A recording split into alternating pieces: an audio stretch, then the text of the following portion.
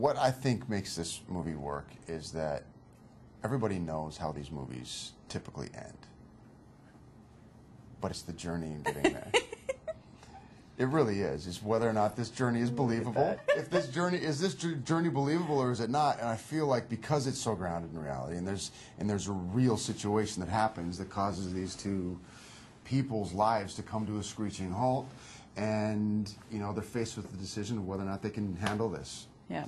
And you know, my character is like, no way. You know, is he going to run or is he going to stay? Your character feels like she can handle it on her own, but realizes that she probably can't, right? Right. And it's like this thing of, you know, what we tried to do in this movie was, what would you do in this situation? Like, really, what would you do? It's hard to say that you would.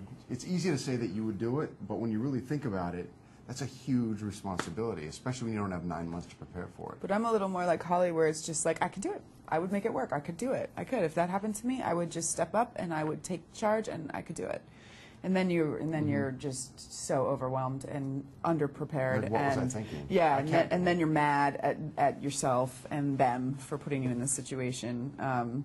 But I love that about it. It has all of those emotions. It has all of those feelings and moments, and it's not glossy and perfect, and you know, they don't always say and do the right thing, but they're trying. They're good people. They have good hearts. They're trying to do the right thing, and I think they ultimately succeed. And what's fantastic about it is that these two people who really brought the worst out of each other for a long time end up being each other's saving grace. You know, really That's do bring the best out of each other. And it's not fun to love Sophie without the other person. You know, it's not as rewarding, because it's amazing to share that love for a child with somebody who feels just like you do about that child.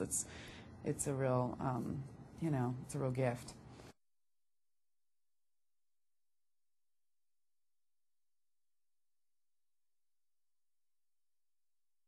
I was a big fan of The Parent Trap, and I remember one year they did one with real triplets that were identical, and they were like in their teens or something, and I was so blown away. I didn't think it existed. Triplets, identical? Identical triplets. These girls were identical triplets. It's like a crazy, natural occurrence that's freakish. It is. I remember when I first met them, they were like these little ducks that just followed, because they just learned how to walk when I first met them. I went out to Atlanta a couple weeks early just to get to know them a little bit, because we wanted them to feel comfortable around us. She was in the process of adopting Nayli at the time. I had nothing better to do, so I was like, hey. And I love hanging out with kids anyway, because, I don't know, maybe we have the same emotional intelligence, I'm not sure. But I had a real affinity for these kids, and we hit it off great. And, you know, you spend a few months with kids like this, and you grow attached to them.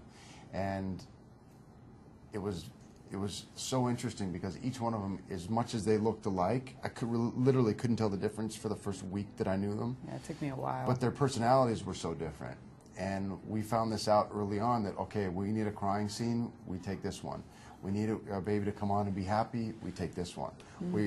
And then when those two were sleeping, we had to take the other one and just hope that we got the right one. Or the right mood.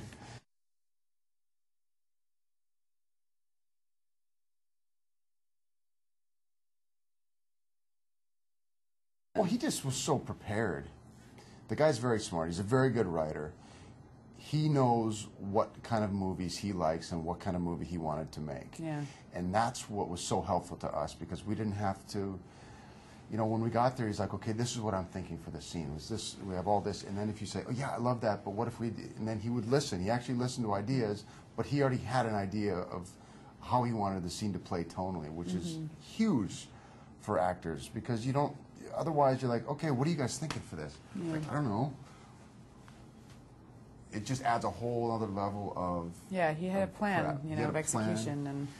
and he didn't shy away from any of the difficult aspects of the story or the tragedy, and he was super embracive of our ideas and totally up for any kind of improv or collaboration. But he was fantastic. I mean, he was really fantastic to work with, and just, you know, I mean, he takes this obviously very seriously, and he's super passionate about what he does, and was passionate about this movie.